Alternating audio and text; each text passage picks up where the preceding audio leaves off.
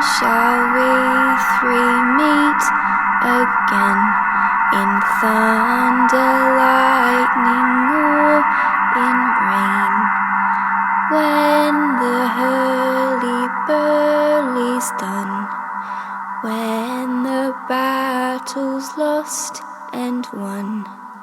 That will be ere the set of sun, where the place upon the heath, there to meet with Macbeth.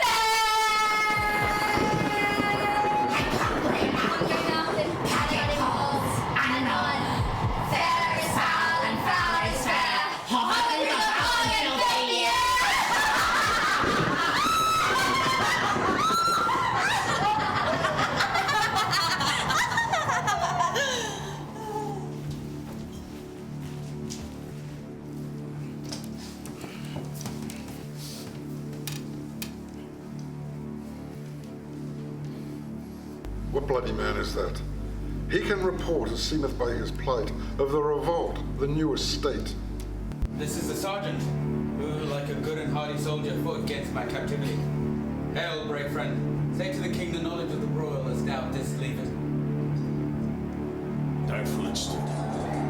As two spent swimmers cling to each other and choke their hand. And there's MacDonald, worthy to be a rebel for that, the blind villainies of nature to storm upon him. From the western isles of Cairns, gallows spy. Then fortune, when his damn quarrel smiling shone like a man's hole. But all's too weak for brave Macbeth. Well, he deserves that name, with brandished steel which smoked with bloody execution. Like Valor's minion, carved out his passage to deface the slave, which nourished your hands, nor bid farewell to him, till he unseamed him from the nave to the chaps and fixed his head upon our battlements. Oh, valiant cousin, worthy gentleman. Whence the sun gains his reflection, shipbreaking storms and direful thunders break. So from that spring whence comfort seemed to come, discomfort swells. Mark, King of Scotland, Mark, and who sooner had justice with valor armed, compelled these skipping Cairns to trust their heels. But the Norwegian lord, surveying vantage, with furbished arms and new supplies of men, began a fresh assault. Dismayed not this our captains, Macbeth and Banquo? The sparrows, eagles, O'Hare, the lion. If I say sooth, I must report they were as cannons, overcharged with double cracks, so they doubly redoubled strokes upon the foe. Except they meant to bathe in reeking wounds or memorize another Golgotha. I cannot tell. But I'm fate. My gashes cry for help. So well thy words, become me as thy wounds, they smack of honour both. Go get him, surgeons! Who comes here? Worthy Thane of Ross. God save the king. Whence camest thou, worthy Thane? From Fife, great king, where the Norwegian banners flout the sky and fan our people cold. Norway himself, with terrible numbers, assisted by that most disloyal traitor, the Thane of Cawdor, began a dismal conflict.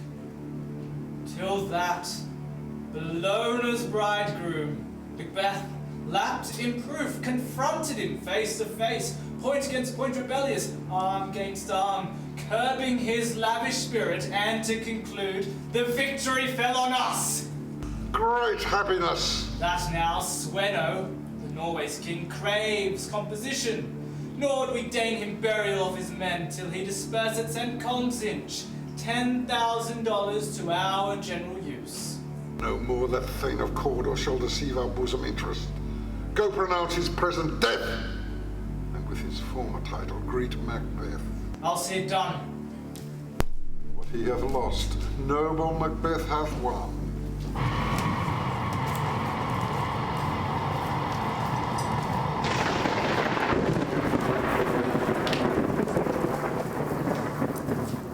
Where hast thou been, sister? Killing swine. Sister, where thou? chestnuts in her lap, and munched and munched and munched. Give me, quoth I. Anoint thee, witch, the rump-fed Ronyan cries. Her husband's to Aleppo gone, master of the tiger. But in a sieve I'll thither sail, and like a rat without a tail, I'll do, and I'll do. I'll give thee a wind, thou art kind. And I another. I myself have all the other.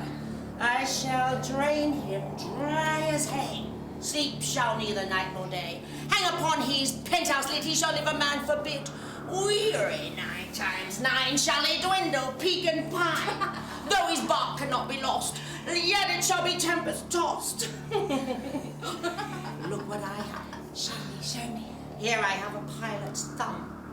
Lost at homeward he did come. A drum, Macbeth doth come. His sisters hand in hand, posters of the sea and land, thus do go about, thrice to thine and thrice to mine, and thrice again to make up 9. Peace, the charm's wound up.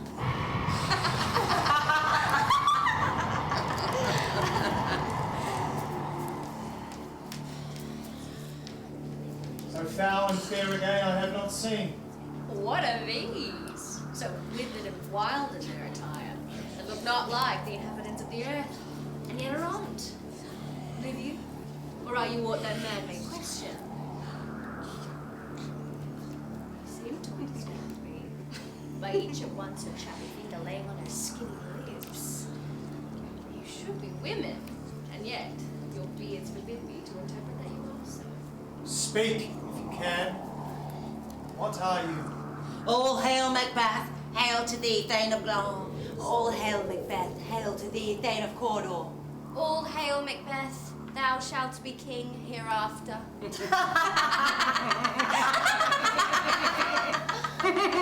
Oh, good sir! How do you start and seem to fear things that do sound so fair? In the name of truth, are ye fantastical?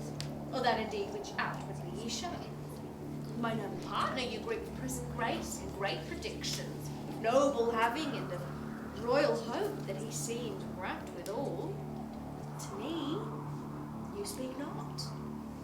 If you can look into the seeds of time and say which grain will grow and which will not, speak then to me, who neither beg nor fear your favours, nor your hate. Hail, hail. Hail. Blessed thou Macbeth, and greater. Not so happy and much happier. Thou shalt get kings though thou be none. So all hail Macbeth and Banquo. Banquo and Macbeth, all hail. Stay! You imperfect speakers, tell me more. By Sinel's death, I know I am Thane of Glamis, but how of Cawdor? The Thane of Cawdor lives, a prosperous gentleman, and to be king stands not within the prospect of belief no more than to be Cawdor. Say from whence you owe this strange intelligence, or why upon this blasted heath you stop our way with such prophetic greeting. Speak, I charge you.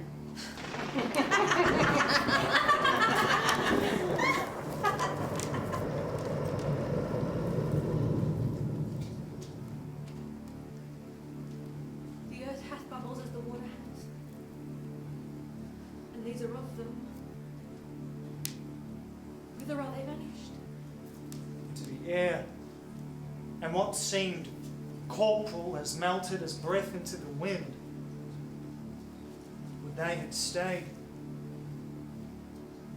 Were such things here as we do speak about? Or have we eaten of the insane root that takes the reason prisoner? Your children shall be kings. You shall be king. And the Thane of Cawdor too, went it not so? The self-same tune and words. The king hath happily received, Macbeth, the news of thy success. I am sent to give thee from our royal master thanks, only to herald thee into his sight, not pay thee. And for an earnest of a greater honour, he bade me from him call thee Thane of Cawdor, in which addition Hail, most worthy Thane, for it is thine. What can else be true? The Thane of Cawdor. Why do you dress me in borrowed robes? Who was the Thane lives yet, but under heavy judgment bears that life which he deserves to lose. Whether he was combined with those of Norway, or did blind the rebel with hidden help and vantage, or that with both he laboured in his country's wreck, I know not. But treason's capital, confessed and proved, have overthrown him.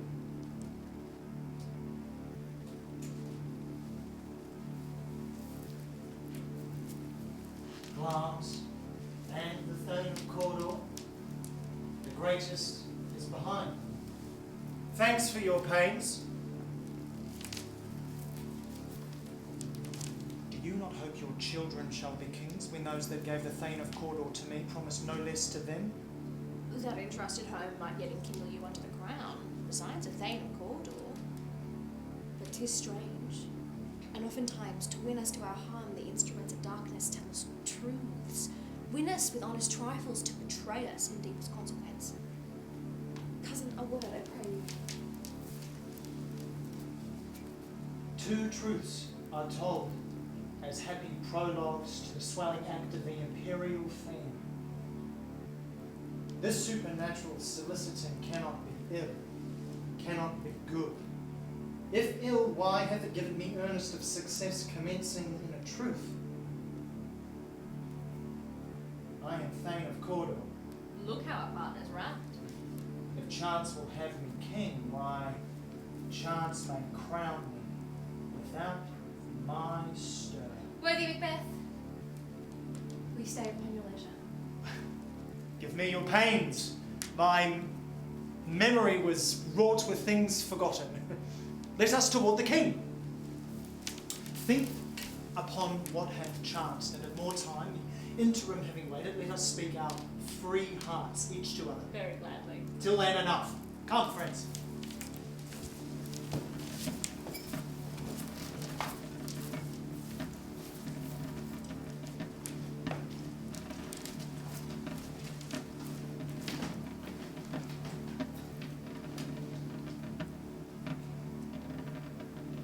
Is execution done on Cawdor? Are not those in commission yet returned? My liege, they are not yet come back. But I have spoke with one who did saw him die, who did report that very frankly he confessed his treasons, implored your highness pardon, and set forth a deep repentance. Nothing in his life became like him the living it, but he died as one that was studied in his death, to throw away the dearest things he owed as 'twas a careless trifle. There's no art to find the mind's construction in the face.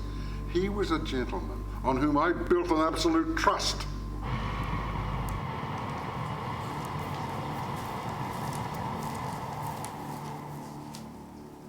Oh, worthiest cousin, the sin of my ingratitude even now was heavy on me. Thou art so far before that swiftest wing of recompense is slow to overtake thee. Would thou hadst less deserved, that the proportion both of thanks and payment might have been mine. Only I have left to say, more is thy due than more than all can pay. The service and the loyalty I owe in doing it pays itself.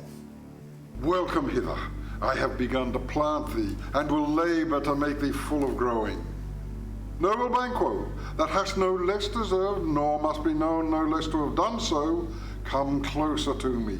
Let me hold thee to my heart. There, if I grow, the harvest is your own. Sons, kinsmen, thanes, and you whose places are the nearest, know we will establish our estate upon our eldest, Malcolm, whom we name hereafter the Prince of Cumberland, which honour must not unaccompanied invest him only, but signs of nobleness, like stars, shall shine on all deservers, from hence to Inverness, and bind us further to you. The rest is labour which is not used for you. I'll be myself the harbinger and make joyful the hearing of my wife with your reproach. So humbly take my leave. My worthy Cawdor. The Prince of Cumberland. That is a step on which I must fall down, or else I will leap, for in my way it lies. Stars, hide your fires. Let not light see my black and deep desires. The eye wink at the hand, yet let that be, which the eye fears when 'tis done. To see. True worthy Banquo, he is full so valiant, and in his commendations I am fed. It is a banquet to me. Let's after him, whose care is gone before, to bid us welcome. It is a peerless kinsman.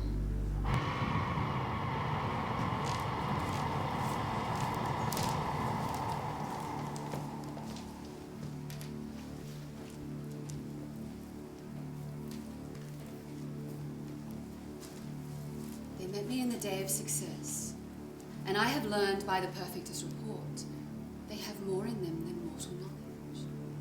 When I burned in desire to question them further, they made themselves air, into which they vanished. Whilst I stood wrapped in the wonder of it, came missives from the king, who all hailed me Thane of Cawdor, by which title before these weird sisters saluted me, and referred me to the coming on of time with, Hail, King, that shall be. This I have thought good to deliver thee, my dearest partner of greatness, that thou mightst not lose the dues of rejoicing by being ignorant of what greatness is promised thee. Lay it to thy heart, then farewell. Glamis thou art and Cawdor, and shall be what thou art promised. Yet do I fear thy nature. It is too full o'er the milk of human kindness to catch the nearest way.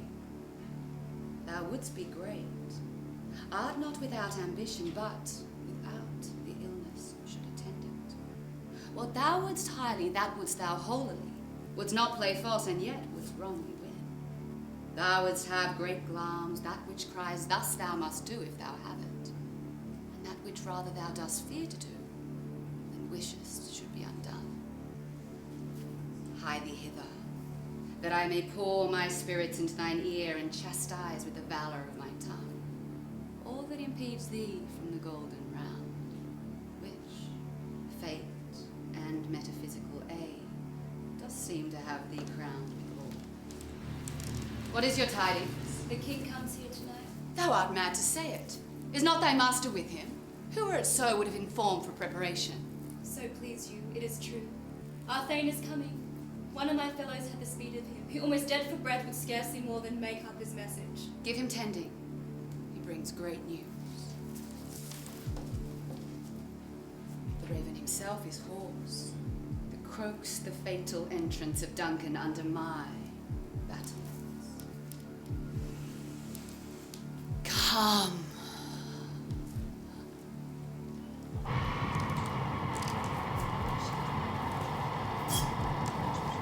You spirits that tend on mortal thoughts, unsex me here and fill me from the crown to the toe, top full of direst cruelty.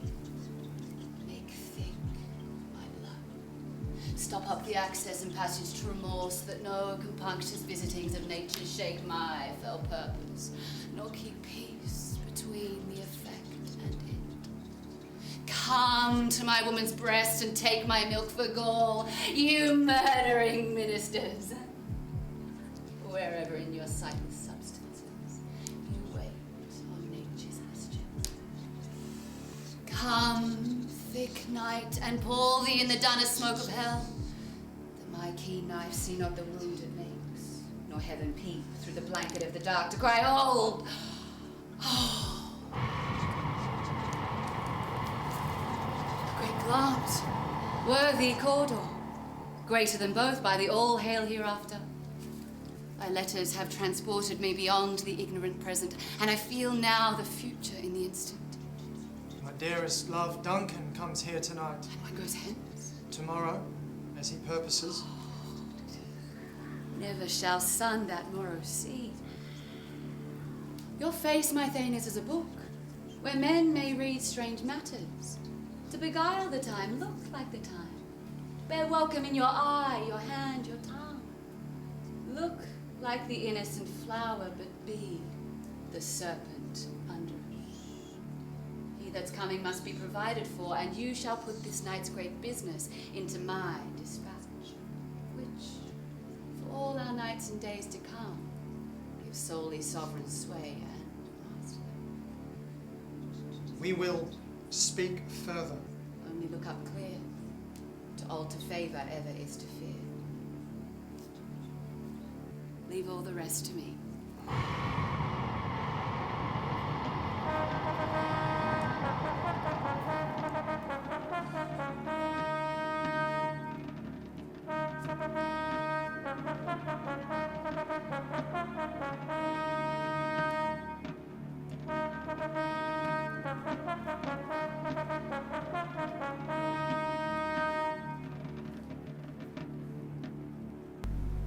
This castle hath a pleasant seat. The air nimbly and sweetly recommends itself unto our gentle senses. See, our honoured hostess. The love that follows us sometime is our trouble, which still we thank as love. Herein I teach you how you shall bid God yield us for your pains, and thank us for your trouble.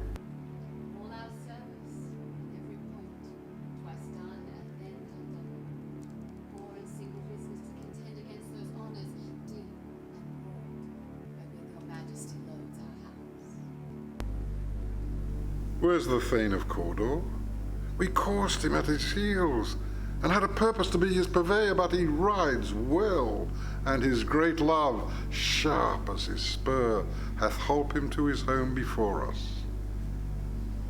Fair and noble hostess, we are your guest tonight. Your servants ever have theirs themselves, and what is theirs in common, to audit at your highness's pleasure, still to return your own. Give me your hand. Conduct me to mine host. We love him highly, and shall continue our graces towards him. By your leave, hostess.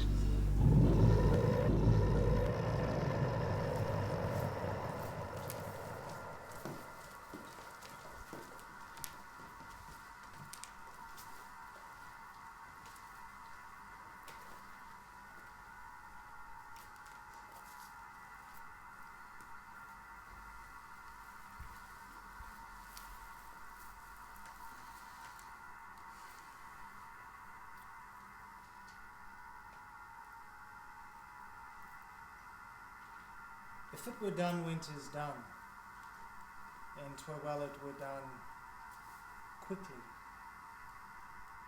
If the assassination could trammel up the consequence and catch with his surceased success, that but this blow might be the be-all and the end-all here. But here upon this bank and shoal of time would jump the life to come. But in these cases we still have judgment here, that we but teach bloody instructions which, being taught, return to plague the inventor. This even-handed justice commends the poisoned ingredients of our chalice to our own lips. He's here in double trust. First, as I am his kinsman and his subject, strong both against the deed, then as his host, who should, against the murderer, shut the door, not bear the knife myself. Besides, this Duncan hath borne his faculties so meek, hath been so clear in his great office, that his virtues will plead like angels, trumpet-tongued against the deep damnation of his taking off. And pity, like a naked newborn babe, horsed upon the sightless couriers of the air, shall blow the horrid deed in every eye, that tears shall drown the wind. I have no spur to prick the sides of my intent, but only vaulting ambition, which o'erleaps itself and falls on the other. How now? News. He is almost supped. Why have you left the chamber? Hath he asked for me? No, you not, he has. We will proceed no further in this business. He hath honoured me of late, and I have bought golden opinions from all sorts of people, which would be worn now in the newest gloss, not cast aside so soon. Was thou drunk, wherein you dressed yourself? Hath it slept since? And wakes it now to look so green and pale at what it did so freely? From this time such I account thy love. Art thou afeard to be the same in thine own act and valour as thou art in desire? Wouldst thou have that which thou esteem'st, the ornament of life, and live a coward in thine own esteem, letting I dare not wait upon I would, like the poor cat in the adage? Prithee, peace. I dare do all that may become a man who dares do more is known. What beast was it then that made you break this enterprise to me? When you durst do it, then you were a man. And to be more than what you were, you would be so much more of a man. Nor time nor place did then adhere, and yet you would make both. They have made themselves, and that their fitness now doth unmake you. I have given suck, and know how tender 'tis to love the babe that milks me. I would, while it was smiling in my face, have plucked my nipple from its boneless gums and dashed the brains out, had I so sworn as you have done to this. If we should fail? We fail. But screw your courage to the sticking place and will not fail. When Duncan is asleep, we to the rather his day's hard journey soundly about him. His 2 chamberlains will I with wine wassail, so convinced that memory, the water of the brain shall be a fume, and the receipt of reason a limbeck only. When in swinish sleep their drenched natures lie as in a death, what cannot you and I perform upon the unguarded Duncan? What not put upon his spongy officers, who shall bear the guilt of our great? Bring forth men, children only, for thy undaunted metal should compose nothing but males. Will it not be received when we have marked with blood the sleepy 2 of his own chamber and used their very daggers that they've done? Who dares receive it other, as we shall make our griefs and clamour roar upon his death?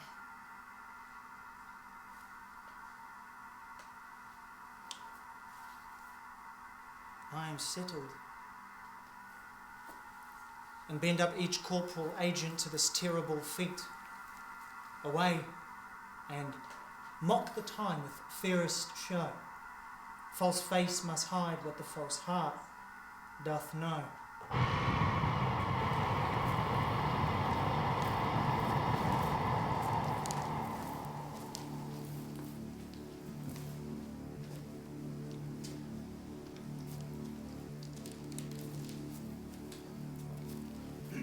Who's there?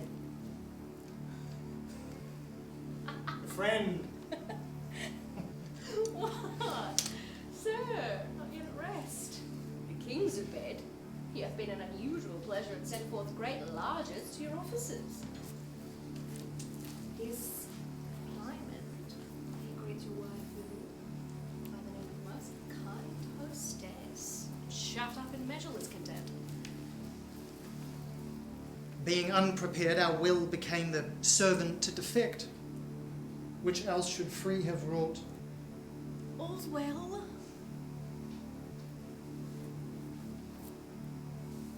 I dreamt last night of the 3 weird sisters. To you, they've shown some truth. I think not of them.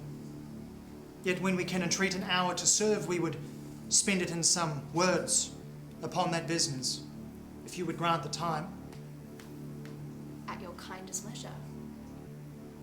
If you shall cleave to my consent when 'tis it shall make honour for you. So I lose none in seeking to augment it, but still keep my bosom franchised and allegiance clear. I shall be counselled. Good repose the while. Thanks, sir. The like to you.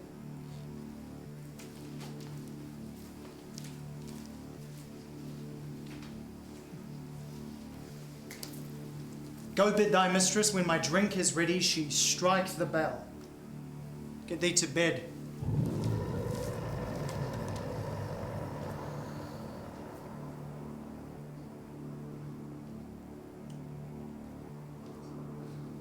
Is this the dagger which I see before me? The handle toward my hand. Come, let me clutch thee. I have thee not, but yet I see thee still. Art thou not fatal vision, sensible to feeling as to sight? Or art thou but a dagger of the mind? A false creation proceeding from the heat-oppressed brain?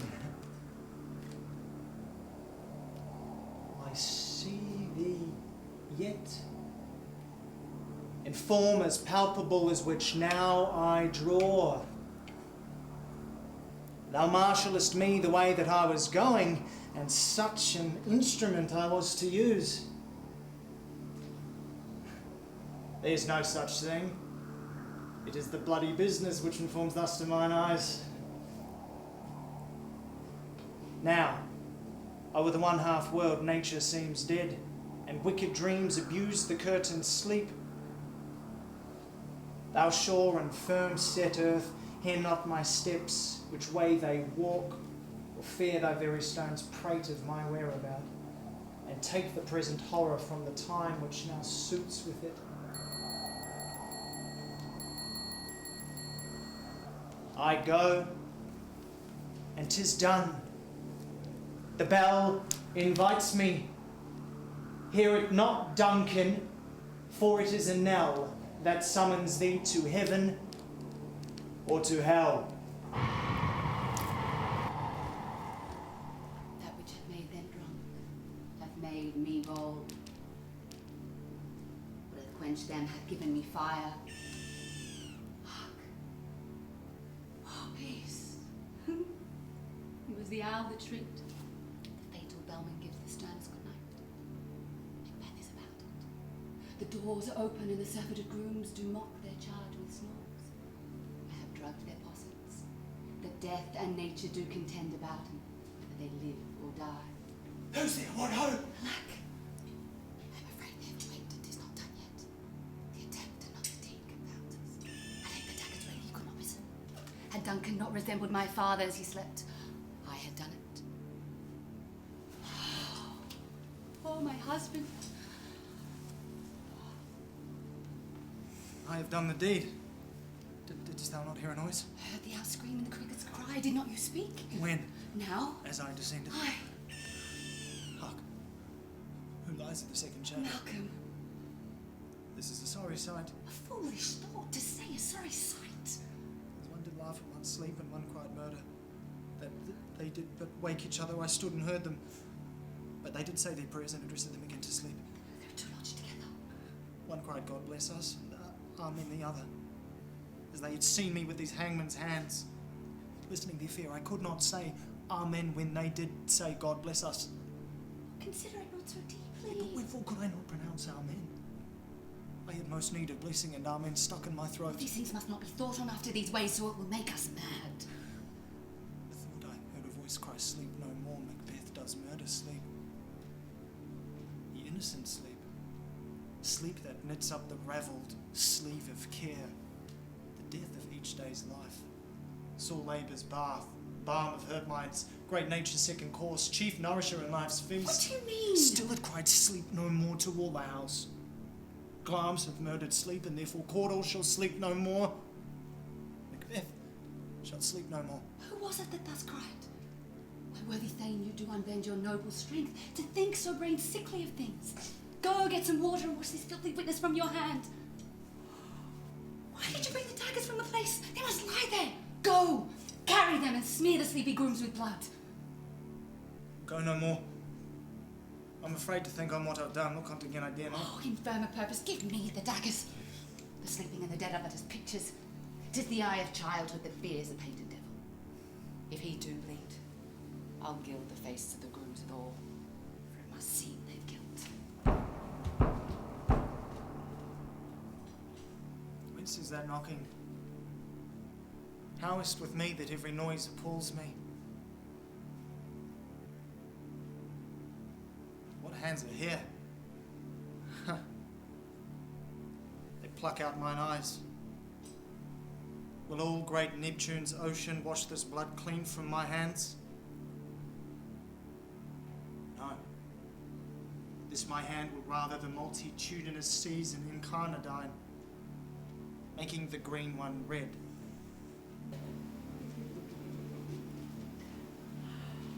My hands are of your colour, but ashamed to wear a heart so white. I hear a knocking. The south entry. Retire we to our chamber. A little water clears us of this deed. How easy is it then? What constancy hath left you unattended? Hark, knocking. Get on your nightgown, lest occasion call us and show us to be watchers. Be not lost so fully in your thoughts.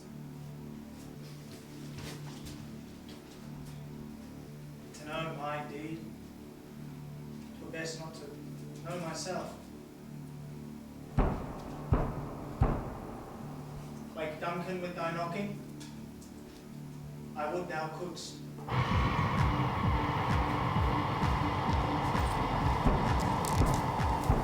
Here's a knocking indeed. If a man were porter of Hellgate, he should grow old turning the key. Knock, knock, knock. Who's there if the name of Beelzebub? Here's a farmer that's hanged himself because instead of famine there was plenty. Come in time. Have napkins now about you. Here, you'll sweat for it. Knock, knock, knock. Who's there in the other devil's name? Faith, here's a lawyer that could swear in both the scales against either scale, yet couldn't lie himself to heaven. Oh, come in, lawyer. Knock, knock, knock. Who's there? Faith, here's an English tailor come hither, for conning mugs with fake French clothes. Come in, tailor. Here you may roast your goose. Knock, knock, knock. Never at quiet. What are you? But this place is too cold for hell. I'll devil porter it no further. I had thought of letting some of all professions that go the primrose way to the everlasting bonfire. Anon, anon, I pray you. Remember the porter.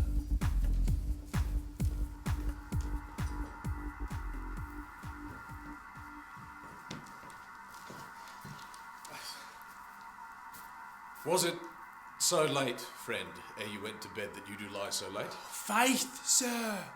We were carousing till the second cock. And drink, sir, is a great provoker of three things. What three things does drink especially provoke? Oh, marry, sir, nose painting, sleep and... urine. Oh, lechery, sir. It provokes and unprovokes. It provokes a desire but takes away the performance. Therefore, much drink may be said to be an equivocator with lechery. It makes him, and it gnaws him, it sets him on, and it takes him off. It persuades him and disheartens him, makes him stand to and not stand to. In conclusion, equivocates him in a sleep, and giving him the lie, leaves him. I believe drink gave thee the lie last night. Oh, that it did, sir, in the very throat on me. Is thy master stirring?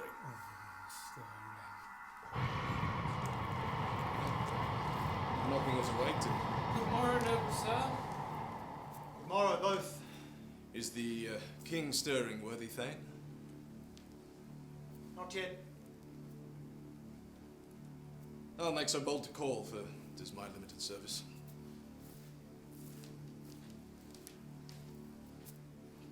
Goes the king hence today? Tomorrow, as he purposes. The night has been unruly. Where we lay our chimneys were blown down, and as they say, lamenting's heard is the air. Strange screams of death, and prophesizing with accents terrible of dire combustion and confused events new hatched to the woeful time.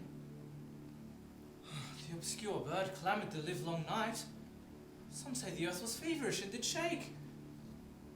'Twas a rough night. Yeah, my young remembrance cannot parallel a fellow to it. Ah, horror! Horror! Tongue no heart cannot conceive none envy. What's the matter? Confusion now hath made his masterpiece. Most sacrilegious murder hath broke ope the Lord's anointed temple and stole thence the life of the building. What's this?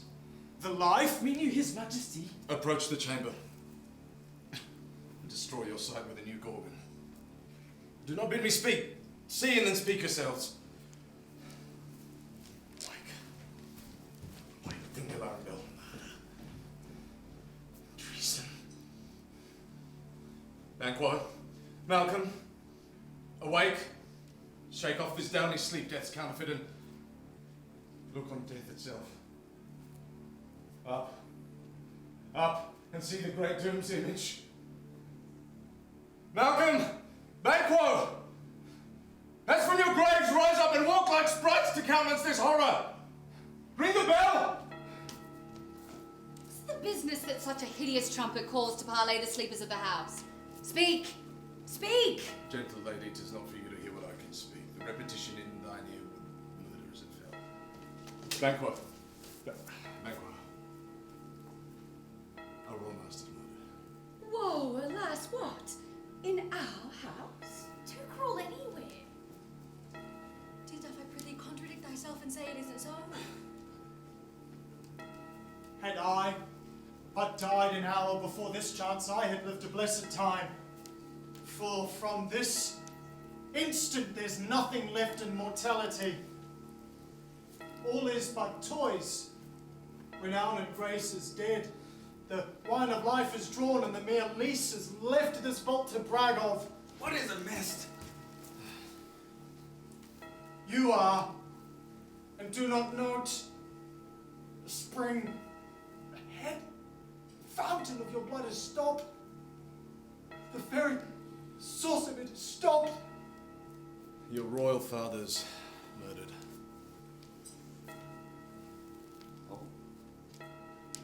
By whom? Those of his chamber, as it seemed, had done it. Their hands and faces were badged with blood. So were their daggers, which unwiped we found upon their pillows. They stared and were distracted. No man's life was to be trusted with them. Oh, do repent me of my fury that I did kill them. Wherefore did you so?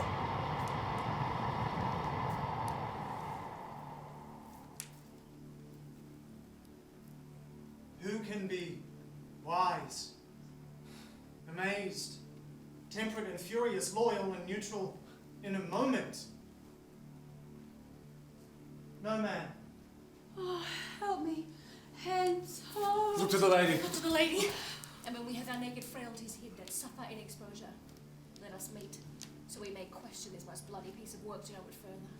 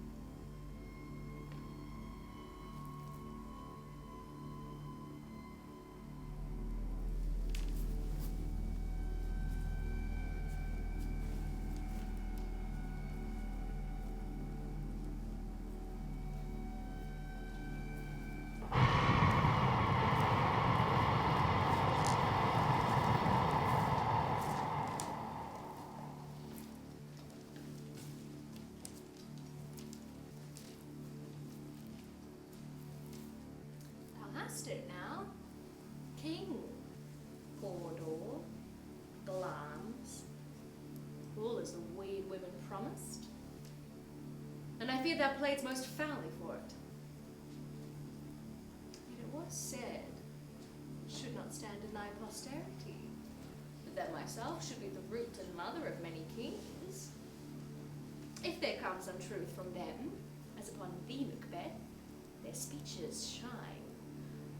Why, by the verities on thee made good, may they not be my oracles as well, and set me up in hope.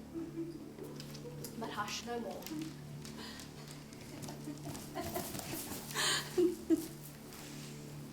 Here's our chief guest. If she had been forgotten, it had been as a gap in our great feast, and all thing unbecoming. Tonight we hold a solemn supper, and I'll request your presence. Let your highness command upon me, to which my duties are with the most indissoluble tie, forever knit. Ride you this afternoon? Aye, my good lord. Oh, we should have else desired your good advice, which hath been both grave and prosperous in this day's council. But of that tomorrow. Is't far you ride? As far, my lord, as to a fillet tie and quick system supper. Go my horse, not the better. I must become a borrower of the night for a dark hour or twain.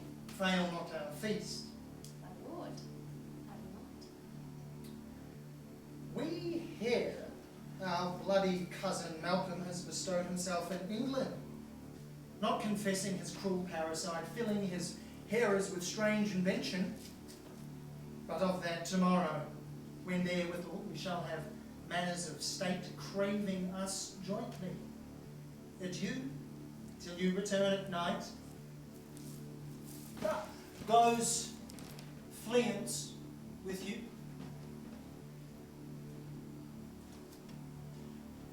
I, my lord, our time does call upon us. I wish your horses swift and sure of foot, and so do I commend you to their backs. Farewell.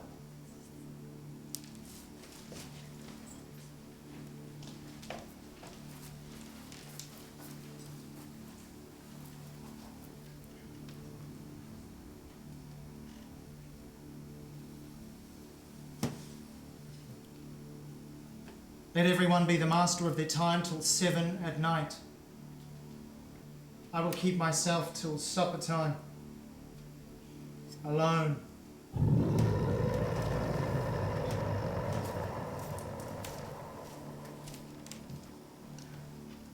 Well, They are, my lord, without the palace gate. bring them before us.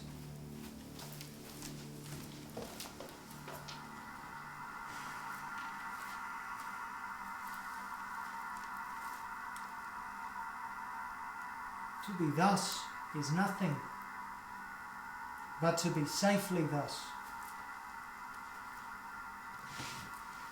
Our fears and banquos stick deep, and in her royalty of nature reigns that which should be feared. She chid the sisters when first they put the name of king upon me and bade them speak to her. Then prophet-like they hailed her mother to a line of kings. Upon my head they placed a fruitless crown and put a barren sceptre in my gripe, thence to be wrenched with an unlineal hand, no son of mine succeeding. If it be so, for Banquo's issue have I filed my mind. For them, the gracious Duncan, have I murdered.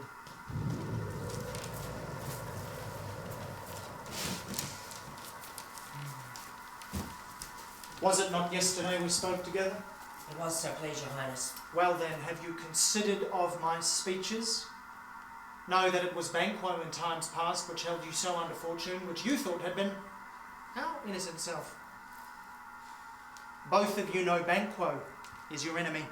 True, my lord. So is she mine.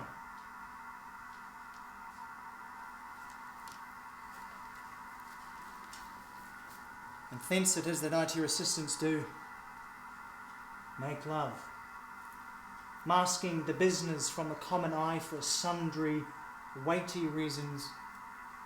We shall, my lord, perform what you command us. Though our lives... Your spirits shine through you.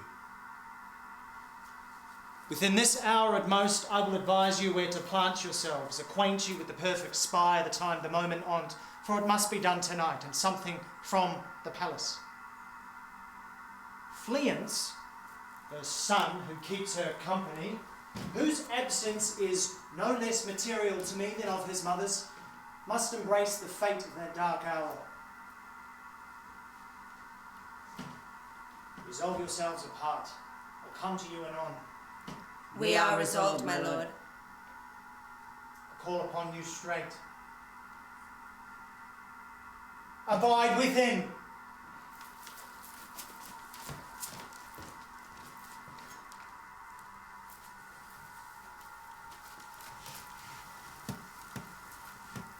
It is concluded. Banquo, thy soul's flight, if find heaven, must find it out tonight.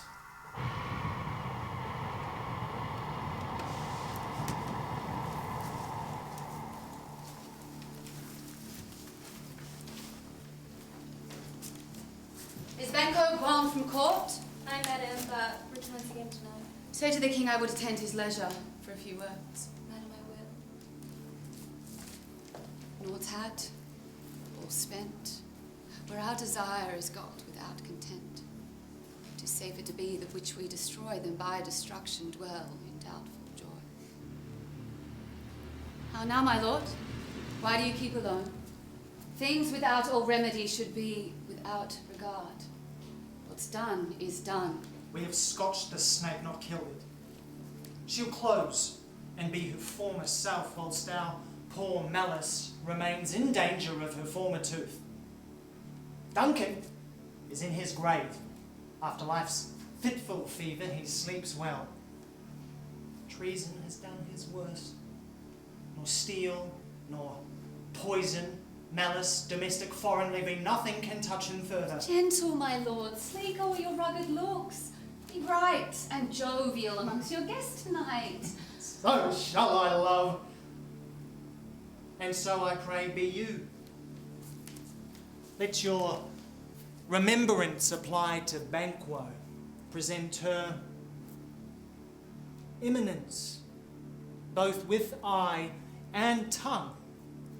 Unsafe the while that we must lave our honours in these flattering streams and make our faces visits to our hearts, disguising what they are. You must leave this. Oh, full of scorpions is my mind, dear wife. Thou knowest that Banquo and her Fleance lives. But in their nature's copy's not a turn. There's comfort yet. They are assailable. What's to be done? Be innocent of the knowledge, dearest Chuck, till thou applaud the deed.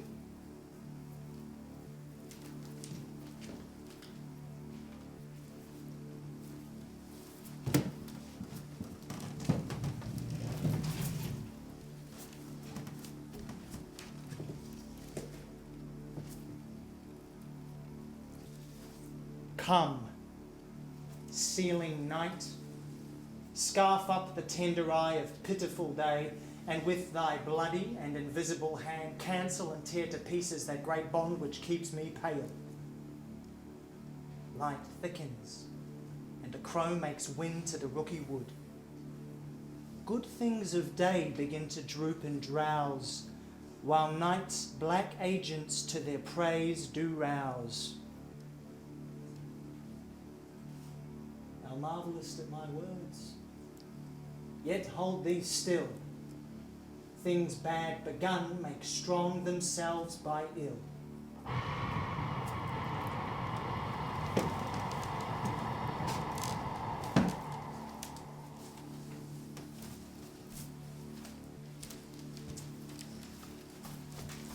Near approaches the subject of our watch. Hark!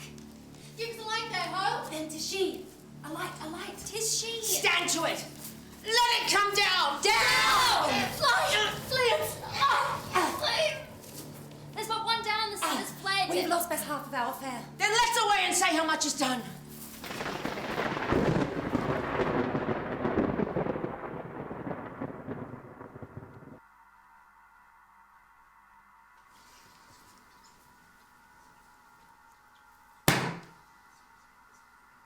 You know your own degrees. Sit down. At first and last, a hearty welcome. There's blood upon thy face. 'Tis Banquo's then. 'Tis better she without than she within. Is she dispatched? Aye, my lord. Her throat is cut, that I did for her. Thou art the best of the cutthroats. Yet she's good that did the like for fleance. If thou didst, thou art the nonpareil. Most royal sir, Fleance is escaped.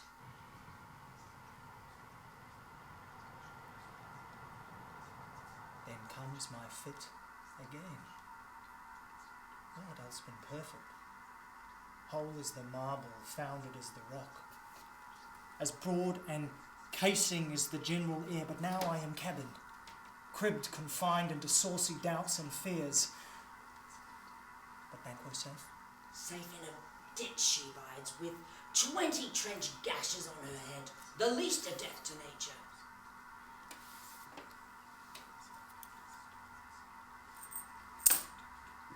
Thanks for that.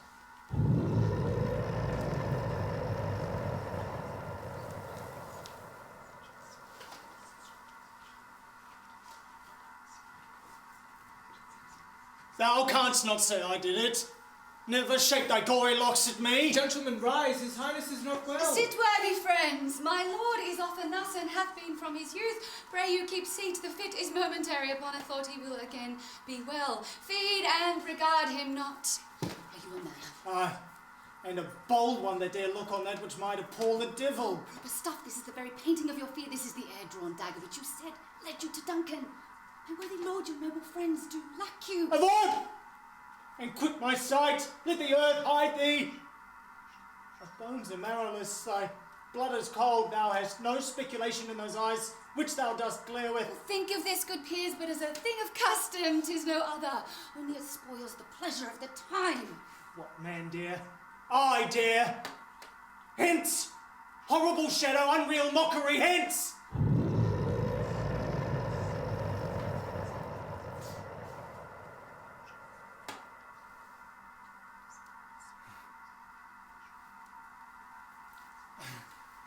Why so it being gone, I am man again. Pray you sit still. What sights, my lord? I pray you speak not. He grows worse and worse. Question enrages him. At once, good night. Stand not upon the order of your going, but go at once. Good night. In better health attend his majesty. A kind good night to all.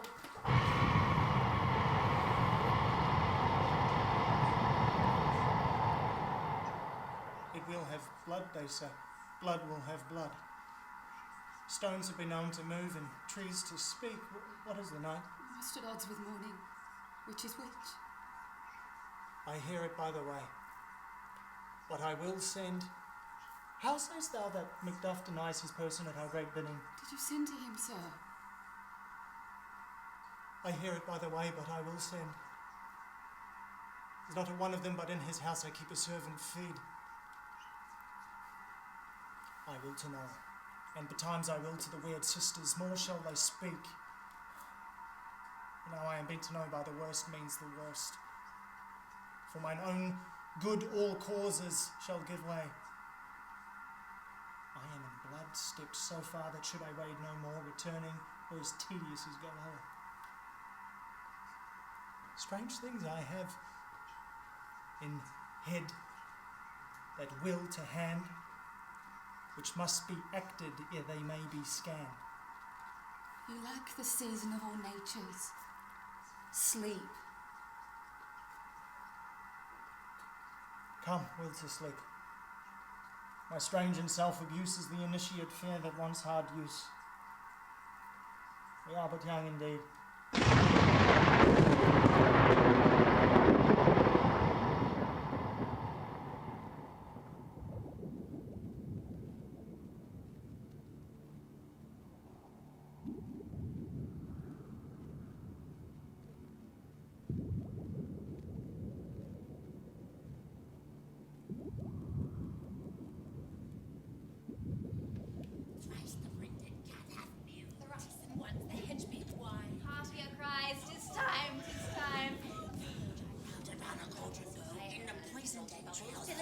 Chosen on your cobblestone days and nights has 31.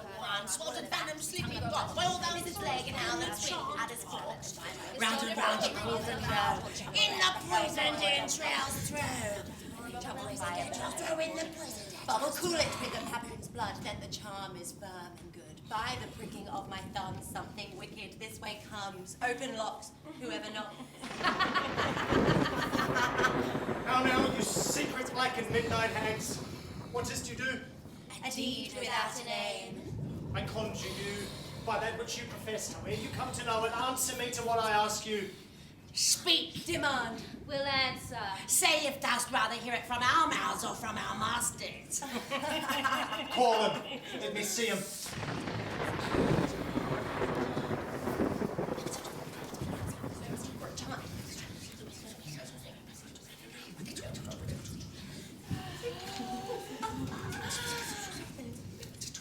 Tell me, thou unknown how... He knows thy thought. Hear his speech, but say thou not. Macbeth, Macbeth, Macbeth. Beware, Macduff. Beware the thane of Fife. Dismiss me. Enough. Thou hast harped my fear aright. Here's another more potent than the first. Macbeth, Macbeth, Macbeth. Had I 3 ears, I'd hear thee. Be bloody bold and resolute. Laugh to scorn the power of man, for none of woman born shall harm Macbeth. Then live, Macduff. What need I fear of thee? But yet I'll make assurance double sure and take a bond of fate. Thou shalt not live. What's this? Listen, but speak not to it. Be thy mettled proud, and take no care who chafes, who frets, or where conspirers are. Macbeth shall never vanquished be until great Burnham wood to hide Dunsinane Hill shall come against him. That will never be! Who can impress the forest? Bid the tree unfix this earthbound root, sweet Burnham's good. Rebellious head never rise till the wood of Burnham rise. Yet my heart throbs to know one thing. Tell me if your art can tell so much. Shall banquos issue ever reign in this kingdom? Seek to know no more. I will be satisfied! Let me know.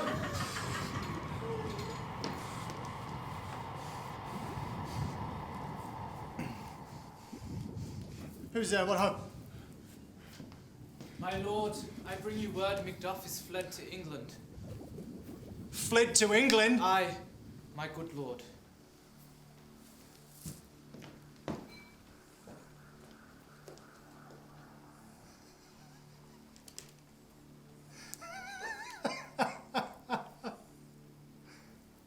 Time.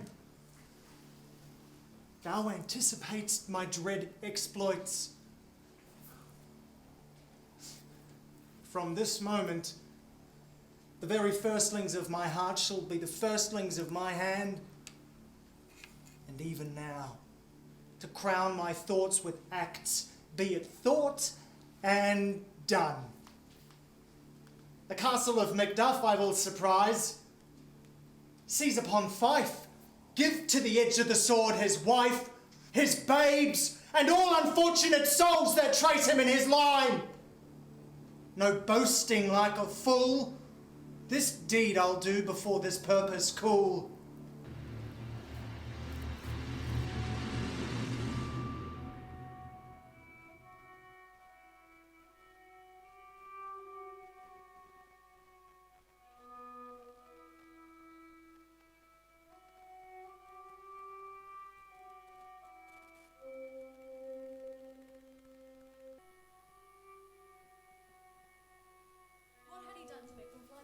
Must have patience, madam. Patience? He had none. His flight was madness, when our actions do not. Our fears do make us traitors. You know not whether it was his wisdom or his fear. Wisdom? To leave his wife, to leave his babes, his mansion, his titles, and a place from whence himself does fly. He loves us not. He wants the natural touch, for the poor wren, the most diminutive of birds, will fight her young ones in the nest against the owl. All is the fear. Nothing is the love. As little is the wisdom when the flight so runs against all reason. My dearest cause, I pray you, school yourself. But for your husband, he is noble, wise, judicious, and best knows the fits o' the season. I dare not speak much further. But cruel are the times when we are traitors and do not know ourselves. When we hold rumour from what we fear, yet know not what we fear, but float upon a wild and violent sea, each way and move. I take my leave of you. Shall not be long, but I'll be here again. Things at the worst will cease, or else climb upward to what they were before. My pretty cousin, blessing upon you. Fathered he is, and yet he's fatherless. I am so much a fool.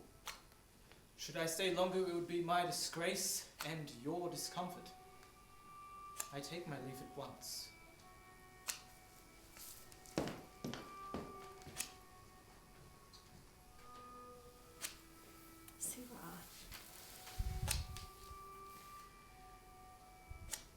Your father's dead. What will you do now? How will you live? As birds do, Mother. What, with worms and flies? With what I get, I mean, and so do they. Poor bird. Thou never fear the net nor line, the pitfall nor the gin. Why should I, Mother? Poor birds they are not set for. My father is not dead, for all your saying. Aye, he is dead. How wilt thou do for a father? Nay, how wilt thou do for a husband? Why, I can buy me 20 at any market. Then you'll buy him to sell again. Thou speaks with all thy wit. And yet in faith with wit enough for thee. Was my father a traitor, Mother? Aye, that he was. What is a traitor? Why, one that swears and lies. And be all traitors that do so. Everyone that does so is a traitor and must be hanged. And must they all be hanged that swear and lie? Everyone. Then the liars and swearers are fools. For their liars and swearers are now to beat the honest man and hang up them. God help thee, poor monkey. But how would thou do for a father? If he were dead, you would weep for him. If you would not, it were a good sign that I should quickly have a new father. Poor prattler, how thou talkest. Bless you, fair dame. I am not too known, though in your state of honour I am perfect. I doubt some danger does approach you nearly. If you will take a sound lady's advice, be not found here, hence with your little ones. To fright you thus, methinks I am too savage. To do worse to you where frail call to you, it is too near your person. Heaven preserve you, I dare abide no longer. Well, whither should I fly? I've done no harm. But I remember now, I'm in this earthly world, where to do harm is often laudable. To do good, sometimes accounted dangerous folly. Why then, alas, do I put up that womanly defence to say I have done no harm? What are these faces? Where's your husband? I hope in no place so unsanctified for such as thou mayst find him. He's a traitor! Thou liest, thou shag-head villain! What, you egg, young fry of treachery!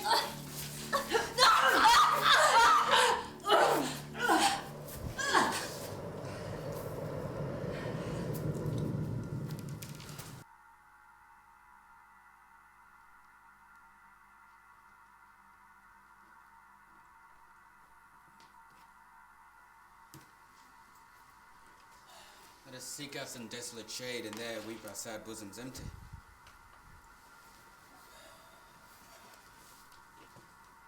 Let us rather hold fast the mortal sword, and like men bestride our downfall and birth them. Each new morn, new widow's howl, new orphan's cry, new sorrows strike heaven on the face, that it resounds as if it felt with Scotland and yelled out like Silberlich dollar. What I'll believe I'll wail, what I'll no believe, and what I can redress, as I shall find the time to friend I will. Check. What you have spoke, maybe so perchance this tyrant whose sole name blisters our tongue was once thought honest. You have loved him well, he hath not touched you yet. I am young, but something that you may deserve of him through me and wisdom, to offer up a weak, poor, innocent lamb to appease an angry God. I am not treacherous. But Macbeth is. But I shall crave your pardon. That which you on my thought cannot transpose, angels are bright still, though the brightest fell. Check. I've lost my hopes. Chance even there where I did find my doubts. Why in that rawness left you wife and child? Those precious motives, those strong knots of love without leave taking?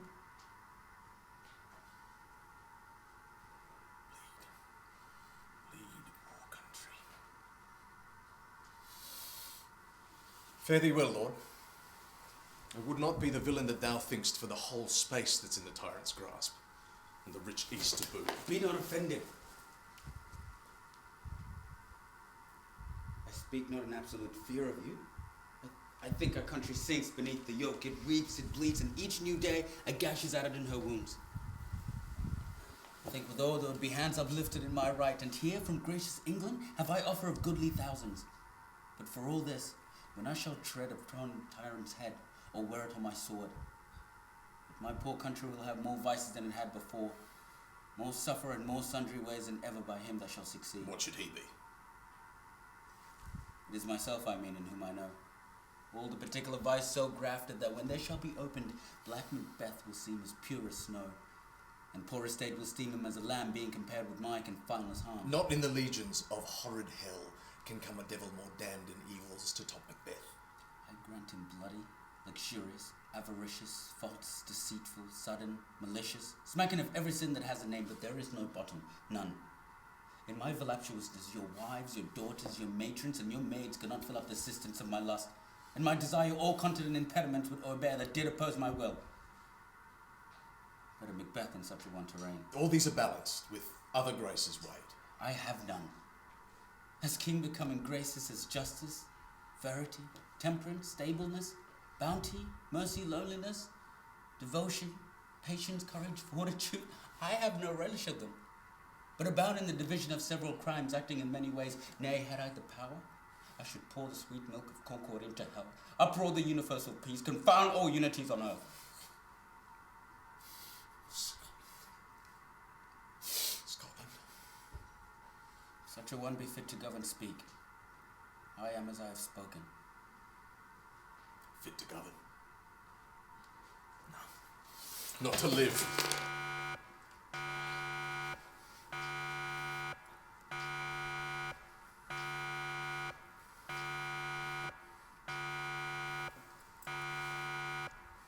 Macduff, this was my first false speaking, a test upon thyself. It has reconciled my thoughts in thy good truth and honour. What I am truly is thine and my poor country's to command. Whither indeed before thy hero approach, all Sewards and 10,000 warlike men already at a point were setting forth. Now we'll together, and the chance of our goodness be like a warranted quarrel. Why are you silent? Such welcome and unwelcome things at once. It's hard to reconcile. See, who goes there? My countrymen. My ever-gentle cousin, welcome hither. Time removes the means that makes us strangers. Sir, amen. Stand Scotland where it did. Alas, poor country, almost afraid to know itself, it cannot be called our mother, but our grave, where nothing but who knows nothing is once seen to smile, where sighs and groans and shrieks that rend the air are made, not marked. The violent sorrow seems a modern ecstasy. The dead man's knell is there scarce asked for who, and good men's lives expire before the flowers in their caps, dying or are they sicken. Relation too nice, yet too true. It's the newest grief. That of an hour's age doth hiss the speaker. Each minute teems a new one. How does my wife? Why well. And all my children? Well too. The tyrant hath not battered at their peace. No. They were well at peace when I did leave them. But not a nig out of your speech. How goes it? Let they comfort, we're coming thither. Gracious England has lent us good Sewards and 10,000 men. An older and better soldier none than Christendom gives out. Would I could answer this comfort with the like. But I have words that would be howled out in the desert air where hearing should not latch. If it be mine, keep it not from me. Quickly, let me have it. Let not your ears despise my tongue forever, which shall possess them with the heaviest sound that ever yet they heard. I guess at it. Your castle is surprised. Your wife and babes savagely slaughtered. to relate the manner where, in the quarry of these murdered deer, to add the death of you. What man gives sorrow words, grief does not speak. Whisper the afraid heart and bids it break. Children, too. Wife, children, servants, all that could be found.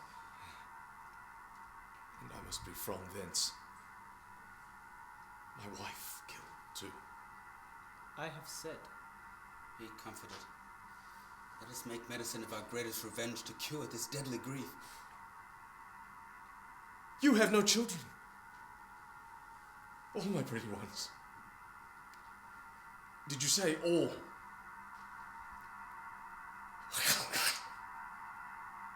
All! What? All my pretty chickens! And their dam! And what else? Disputed like a man. I shall do so, but I must also feel it as a man! I cannot but remember such things were as most precious to me. Did heaven look on and would not take their part? Sinful Macbeth, they were all struck for thee. Not that I am, not for their own demerits, but for mine fell slaughter on their souls. I miss them now. Be this the whetstone of your sword. Let grief convert to anger, blunt not the heart, enraging. I could play the woman with mine eyes and braggart with my tongue, but gentle heavens, cut short all intermission. Front to front bring thou this fiend of Scotland and myself, within my sword's length set him. If he escape, heaven forgive him too. This tune goes manly. Come, go we to the king. Our power is ready. Our lack is nothing but our leave. Macbeth is ripe for shaking. Let the powers above put on their instrument. Receive what cheer you may. The night is long that never finds a day.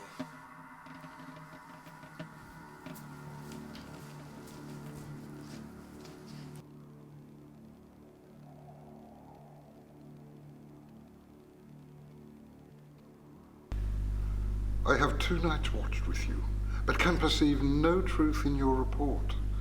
When was it she last walked?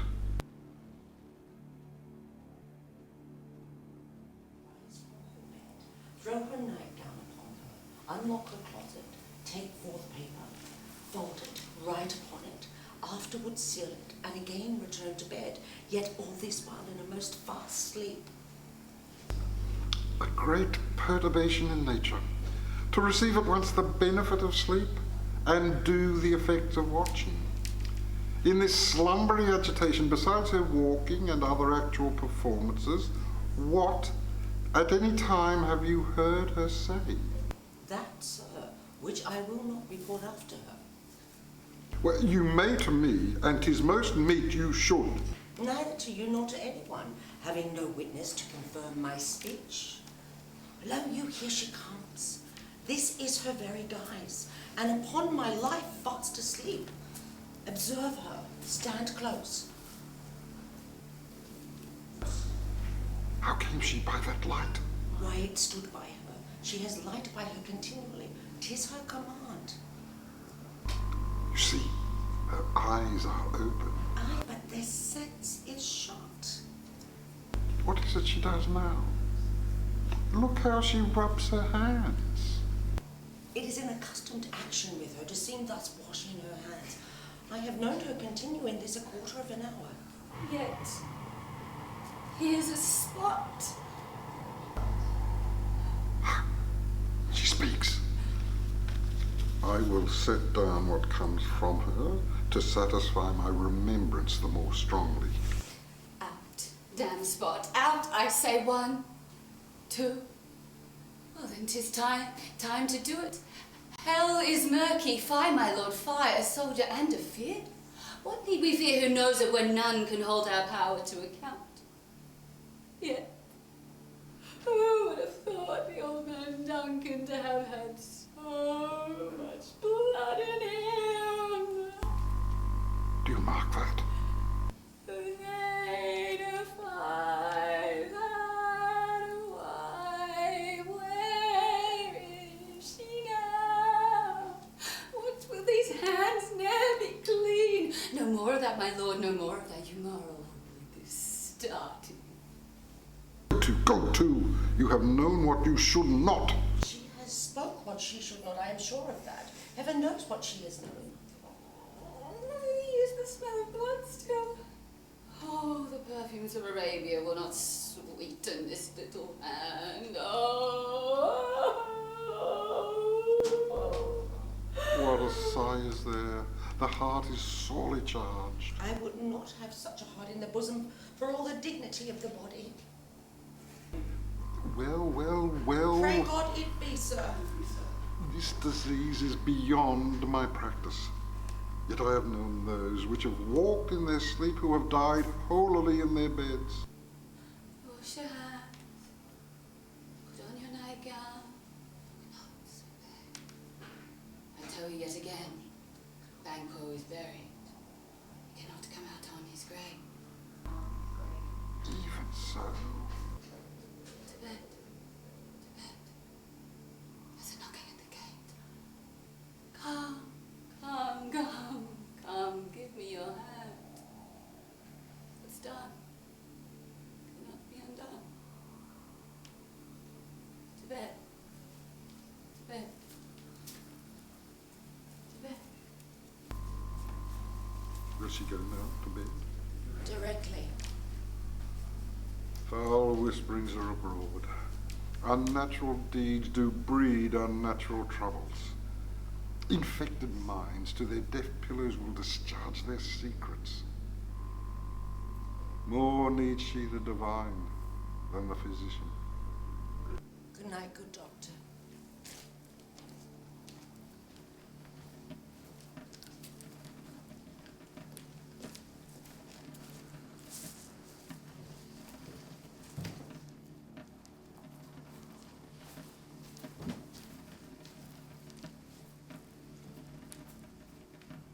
Cousins, let's hope days are near at hand that Chambers will be safe. We doubt it nothing. What wood is this before us? The wood of Burnham. But every soldier he whom down a barrow and bear it before him. Thereby shall we shadow the number of our host and make discovery ere in report of us. It shall be done.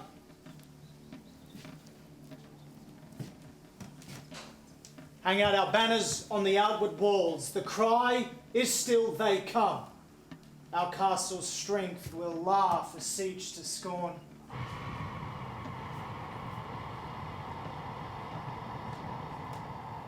Wherefore was that noise?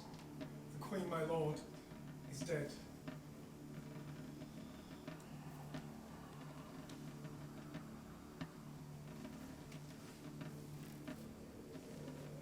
She should have died hereafter. Would have been a time for such a word.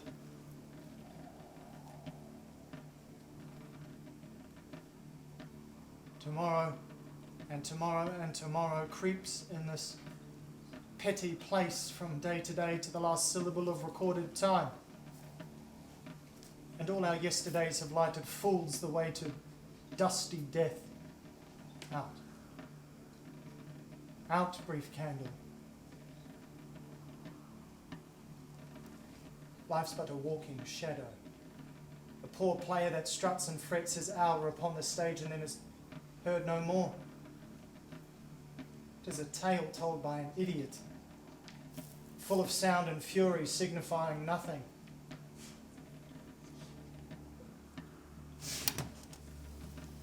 Thou comest to use thy tongue, thy story quickly.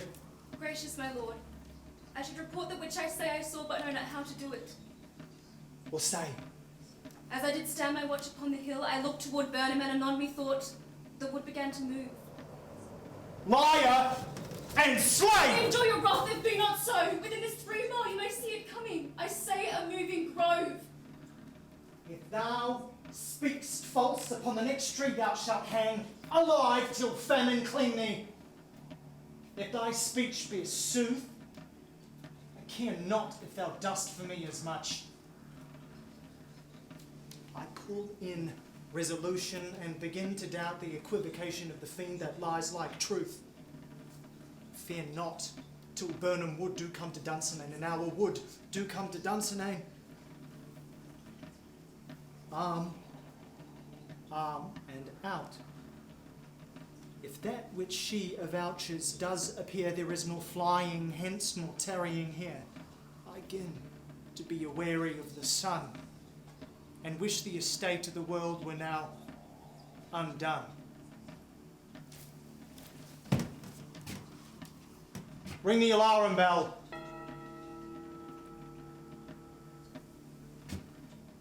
Blow, wind, come, rack. At least we'll die with harness on our back.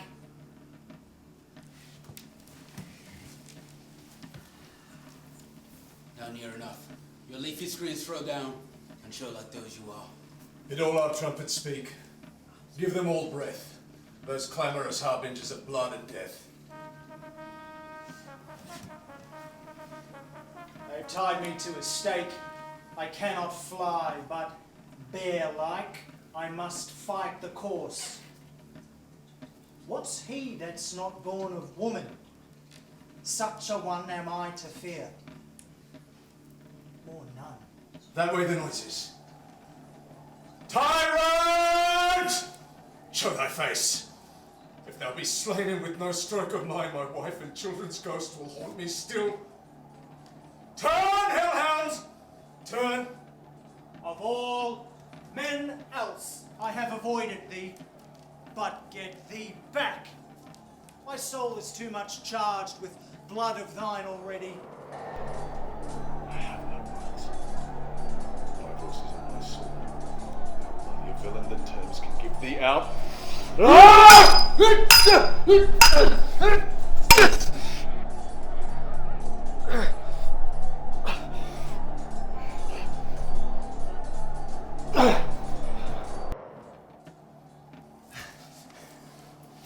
Thou losest labour, as easy as thou the entrenchant air with thy keen sword impresses make me bleed.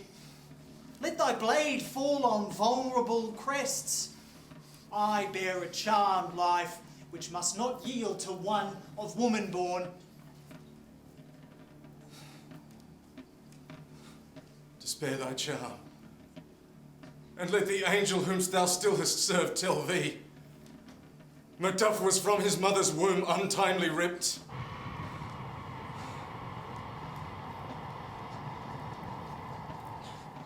Cursed be the tongue that tells me so, for it hath cowed my better part of man.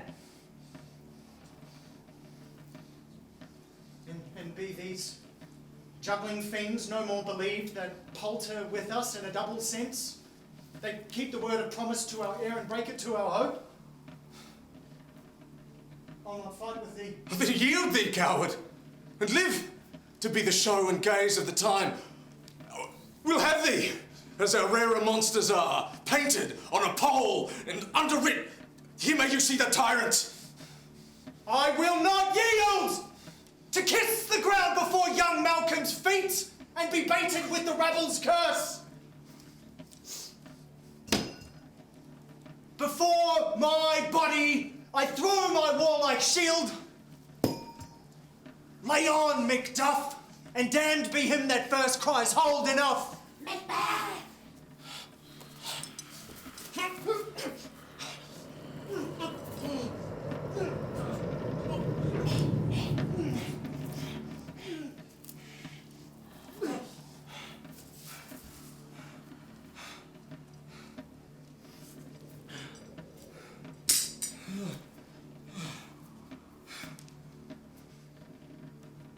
Hail, King, for so thou art.